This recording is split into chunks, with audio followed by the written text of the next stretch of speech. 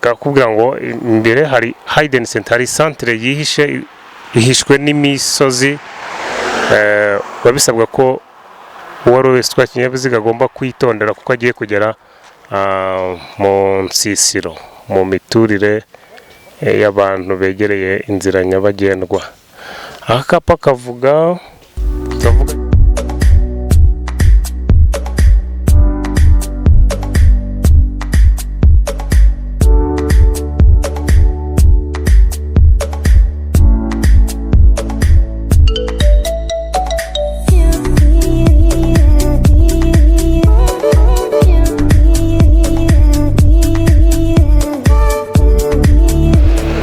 twongeye kubasuhuza inshuti mwe mudukurikira muri benshi, tubibutsa ko tukiri kuri ya gahunda ya bya byapa biburira, nibyo gutambuka mbere. Iki ni icyapa kiburira. Hano tugeze ku cyapa noneho iki cyapa gishusho ya mpande eshatu, gifite ubuso bw'umweru, ikirango cy'umukara, kikagira umuzenguruko w'umutuku. Icyapa kiriho akapa k'inyongera kari munsi kanditseho Hayden Center. Aka kapa kasobanura iki? Aka kapa karavuga ngo aho hantu habera ibyago bidasobanuye ukundi.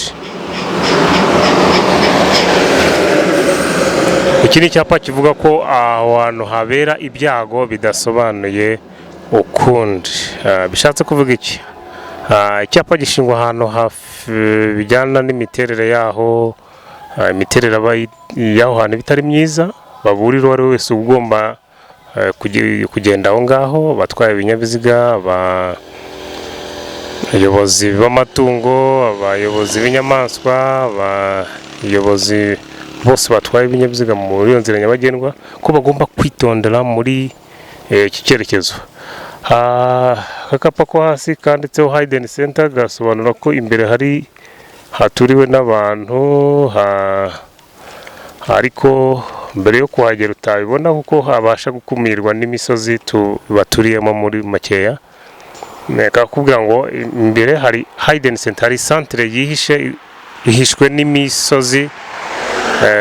Babisabwa ko uwari wese utwaye ikinyabiziga agomba kwitondera kuko agiye kugera mu nsisiro, mu miturire y'abantu begereye inzira nyabagendwa.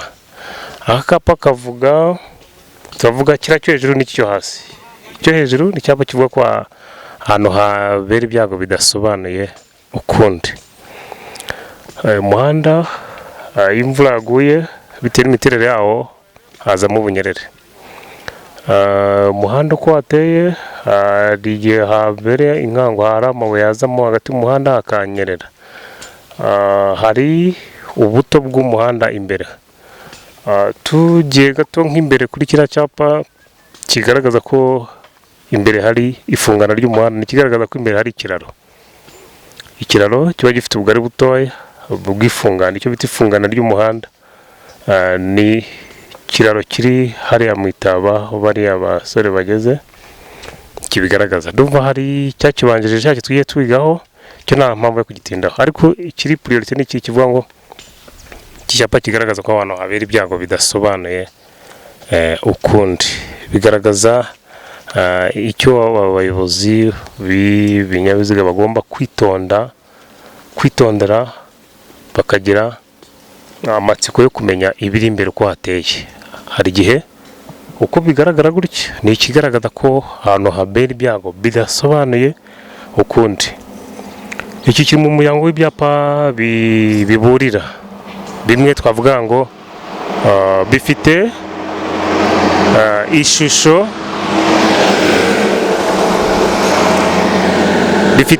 ya mpande eshatu, kikagira ubuso bw'umweru, kikagira umuzenguruko w'umutuku, kikagira n'ikirango kirimo kariya gatangaro, aricyo kariya karango tubona k'umukara. Icyapa cy'ubwayo kiravuga ngo abantu habera ibyago bidasobanuye ukundi.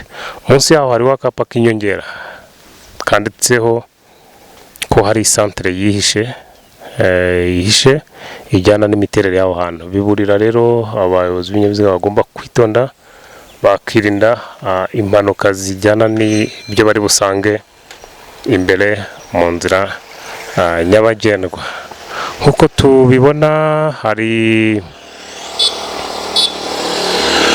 ikibazo twize kuri periyode ibanziriza iyi ngiyi kivuga ibijyanye n'ibyapa by'inyongera.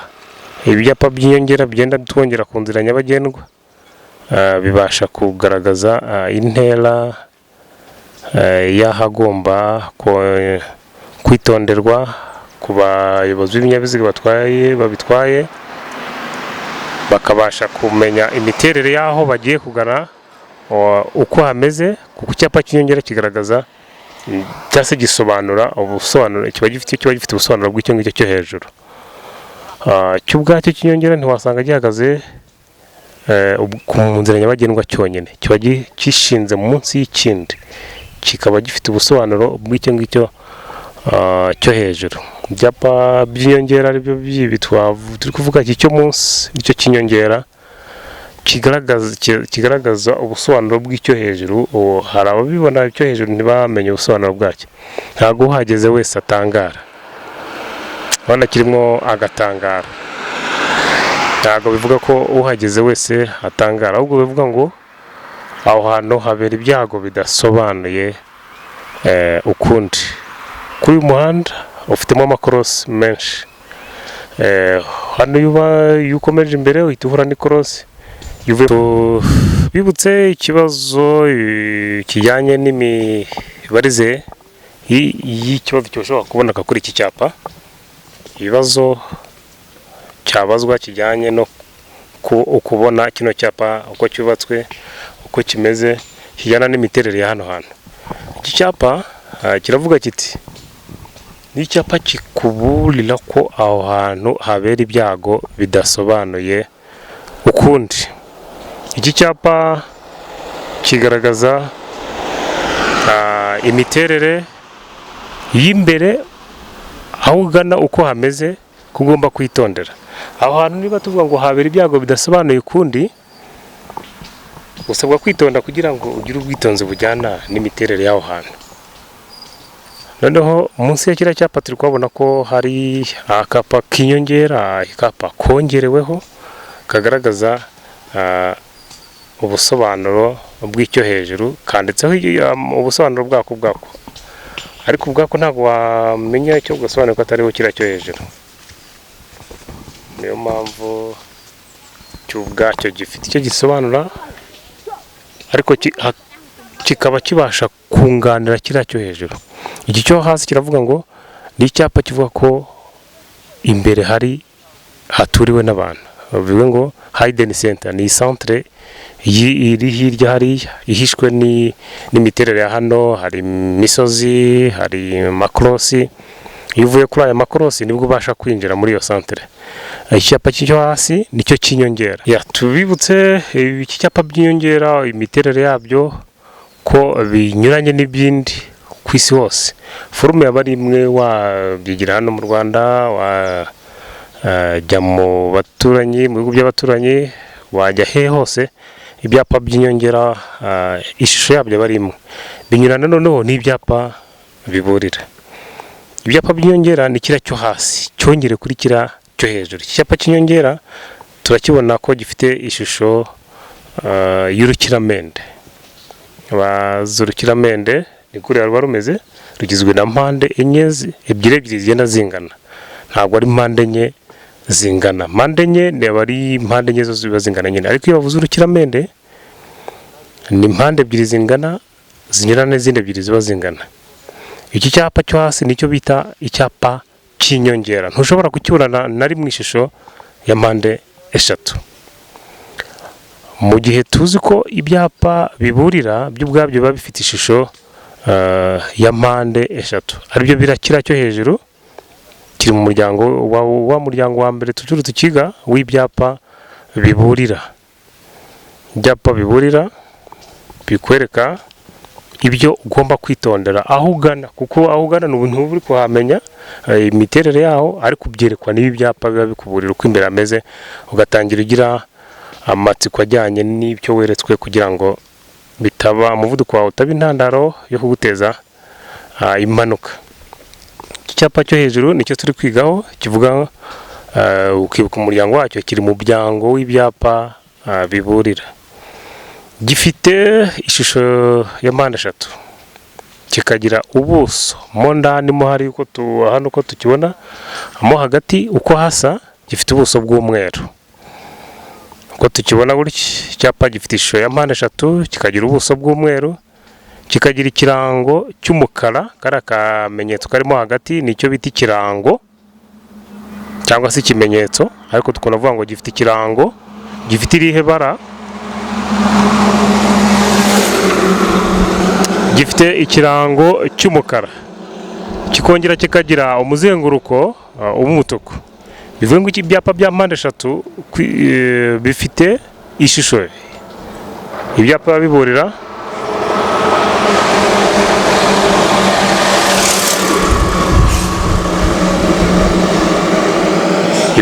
ibi byapa biburira biba bifite ishusho ya mpande eshatu, bikagira umuzenguruko w'umutuku, bikagira ubuso bw'umweru, bikagira n'ikirango cy'umukara. Hari ikibazo kibazwa kijyanye n'uko ugomba kumenya ibyapa uko kiba kimeze. Ikibazo kivuga ngo ibyapa biburira n'ibyo gutambuka mbere bigizwe n'ibi bikurikira.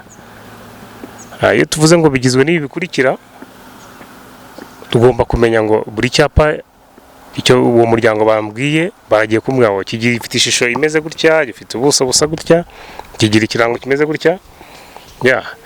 Uko tukizeho kigizwe n'ibintu bine. Mu kukubaza dushobora kutakubaza byose, ukabazwaho bikeya. Ushobora kubazwa nka 2 cyangwa se 3, ariko uburyo bwo kukimenya ubanza kumva ngo icyo cyapa bambwiye kiri mu wuhe muryango. Aho ukabasha kumenya ngo wa muryango unzi ko ubugizwe n'ibi ngibi. Umuryango twigaho kuri episode y'ibyapa. Icyapa cya mbere twizeho twagaragazaga ibijyanye n'imiterere yabyo, tuvuga uburyo bifite amoko 5. Ibyapa biburira, ibi byo gutambuka mbere, ibibuza, ibitegeka, n'ibyapa ndanga, ari byo byapa biyobora. Kuri iki turiho ni ibyapa biburira.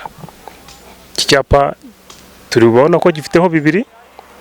Iki cyo hasi ni icyapa cy'inyongera, kivuga ko imbere hari cyanditseho hidden center.